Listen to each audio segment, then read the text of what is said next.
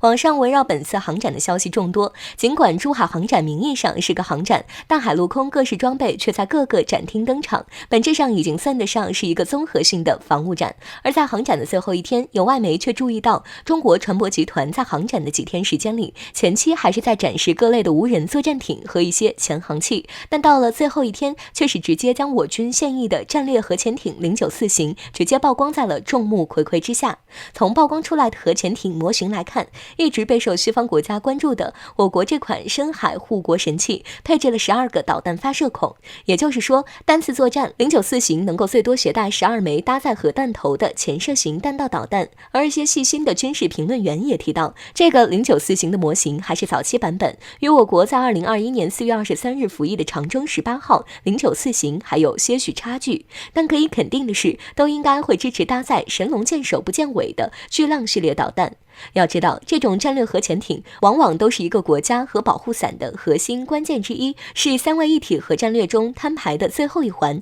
这种护国神器的曝光也引发了外媒的高度关注。很多军事观察员一致认为，中国船舶集团此次敢曝光这种级别的王牌，显然是经过上级首肯的，这背后的深层次意义可就相当重大了。有分析认为，按照中国一贯的军事工业展览习惯，能够放出来的通常也意味着我国已经有了即将成熟或者已经成熟的下一代替代装备。而作为我国深海护国神器的094型战略核潜艇也出现在航展上，这也意味着我国下一代的战略核潜艇在技术上即将或者说已经成熟。而在当前的中美博弈里，美军已经准备将台海地区和东南亚地区作为未来的核心战场。这种情况下，我国放出这样的信号，背后的暗示已经不言而喻。此外，有美国业内人士透露，和094型一起展示的还有一套我国新一代国产舰用导弹垂发系统，而这个垂发系统一个单元可以同时装填4枚导弹，有效提高战舰的作战适应性以及装填发射的速度。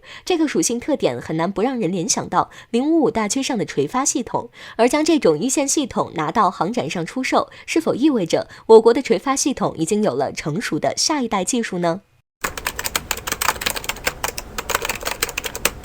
在最近，美媒福布斯新闻网站就爆料，在得知中国的5代机歼20换装了全新的国产航空发动机以后，美国空军部长布兰科·肯德尔在日常的会议中多次意有所指的将话题引到中国的新航发上，并声称为了应对对手的快速发展，美军手中的 F-35战机也有必要换装更强的航空发动机。福布斯新闻注意到，肯德尔在这次的中国珠海航展开始之前多次提到，如今的美国军费分配比例不均衡，这样空军部队中存在一些潜在的危机，空军应该尽可能减少不必要的费用，比如日常的维护成本不断在升高，但又必须不断持续投入研发新作战单位。然而在珠海航展开幕以后，这位美国空军部长却又一改口吻，要求众议院军事委员会能够加大财政拨款力度，在2027年之前为美军现役的所有 F-35更换更好的航空发动机。也不知道是真的眼红，还是借着中国歼20的这趟东风要点军费。美媒福布斯新闻阴阳怪气地表示，要换新航发，美国空军还是就想想吧。事实上，要求换装新发动机倒也不是今年才有的事情，然而背后涉及的一堆利益分配问题，却让美国众议院的军事委员会束手束脚的最大难题。现阶段 F-35战机的发动机是 F-135航发，由惠普公司制造。在几年前，美国众议院军事委员会曾经提到过，想要开发新一代发动机，在不提高成本的前提下，为 F-35提高作战能力。可这个提案到最后却又不了了之了。问题就在于，当初 F-35的制造商洛克希德马丁公司为后来的竞争者挖了一个大坑，低成本。当时洛马给美国众议院的方案是，想要 F-35大幅降低制造成本，可以让这3种版本即陆航、舰载、垂直起降的 F-35能够做到大部分零部件具有通用性的，但这也导致后续的零部件竞争者，比如这次航发更换的问题，后者想要做到低成本，就必须让航空发动机同时适配这3个版本。但问题恰恰就在这里，在无法得到足够多的关键信息之前，后来者不可能让自己的产品同时满足3种版本需求，这又导致如果想要更新换代，美军就必须继续依靠原本的生产厂家。事实上，原本的生产厂家心里参与着自己的小算盘。F-35联合项目办公室就提到，作为原版 F-135航发的生产厂家，惠普公司对升级航发的兴致很低，并明确告知，如果要开发全新的发动机，那么价格必定会十分昂贵。但以现阶段美军可以提供的财政拨款来看，空军势必会退缩。10月1日是祖国的生日，也是全国人民欢庆的日子。而就在我们欢庆的时候，美国爆出了一则新闻，给处于假期中的我们带来了更多的欢乐。美军特种部队在美国本土遇袭了，让人们对号称世界第一的美军实力产生了怀疑。据《环球时报》10月2日报道，一名忍者装扮的男子深夜袭击了美军特种部队，砍伤1人，砸伤1人，还顺利逃脱了。最终还是美国警方将其抓捕。美军特种部队遇袭报警求助，这样奇葩的案件也是第一次听说。据10月1日公布的消息来看，一名名叫李伟拉的男子在9月18日凌晨对洛杉矶以北的因约肯机场进行了袭击。他身穿忍者服饰，还带着一把日本特色的武士刀。当时一名正在抽烟的上士被他用武士刀砍伤，在砸伤另一名上尉后进行了逃窜。最终这名下士和上尉拨打了911向警察求助，才抓住了这位忍者。据报道，受到袭击的2位军官隶属于美军第160特种作战航空团。目前，这位忍者对美军进行袭击的原因还尚未查清。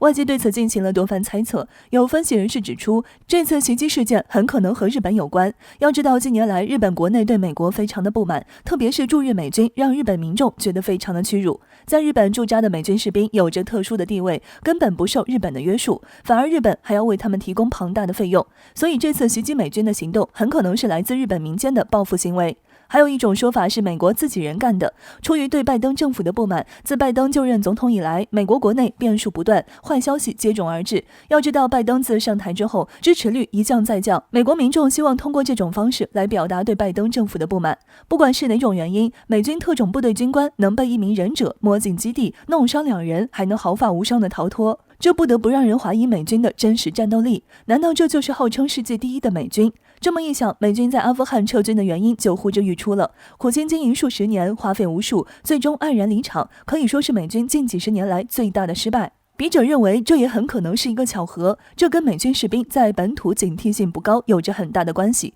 不过，美军战斗力下降却是不争的事实，美国国内矛盾严重也是事实。拜登政府如果不尽快改善，相信类似的奇葩事件还会再发生。之前俄罗斯对以色列发出了警告，称如果以色列继续对叙利亚地区进行空袭，俄罗斯很可能视情况对以色列战机进行攻击，让以色列消停了很久。但是最近这个短暂的和平或将被打破，以色列或将重新点燃战火。这一切都要从最近美军的行动说起。据俄罗斯媒体10月3日报道，一架美军侦察机在叙利亚境内的俄罗斯赫梅米姆空军基地附近出现，并对该地区进行了长达数小时的侦察行动。据悉，此次出现在俄罗斯基地附近的战机为美军 RC-135U。诡异的是，此次美军侦察机似乎是避免对俄罗斯的任何挑衅，在距离赫梅米姆非常远的地方进行侦察。出人意料的是，这架 RC-135U 侦察机似乎为了避免被俄罗斯雷达发现，在接近叙利亚境内时突然降低高度，从俄罗斯 S-300 以及 S-400 防空系统中消失。据俄罗斯方面统计，这架飞机至少进行过18次飞行任务，其主要注意力集中在赫梅米姆空军基地以及俄罗斯的海军基地。俄罗斯方面推断，这架飞机应该是从位于希腊克里特岛的苏达湾空军基地起飞的。目前俄罗斯方面并未起飞战机对其进行拦截。为什么美军 RC-135U 对俄罗斯军事基地这么感兴趣呢？有相关人士对此做出了分析。目前叙利亚局势趋向于被俄罗斯和土耳其分别掌控，土耳其又不是俄罗斯的对手，美军不能眼睁睁地看着俄罗斯一步步地掌控叙利亚，而以色列被俄罗斯警告之后有点畏首畏尾。这次美军对俄基地进行长时间的侦察，就是想要获取有关俄罗斯在叙利亚军力部署的情报，好怂恿以色列继续对叙利亚进攻，干扰俄罗斯在叙利亚的行动。分析人士还指出，美军很可能还有后续的侦察行动，在确认情报之后，以色列方面可能会再次开启对叙利亚的轰炸行动。毕竟作为美军在中东最铁杆的盟友，以色列有着和美国相同的利益。在有美军撑腰之后，以色列对俄罗斯的警告就没那么畏惧了。随着美军侦察机的频繁行动，预示着中东波澜再起，这也再次说明了哪里有美军，哪里就有战争的道理。伊拉克、阿富汗就不用说了，完全就是美军挑起的。叙利亚内战、俄乌冲突背后都有美军的身影。事实证明，美国才是这个世界最不安定的因素。本来已经趋于平静的叙利亚，或许从美军侦察机出现的这一刻开始，又将陷入战火的泥潭当中。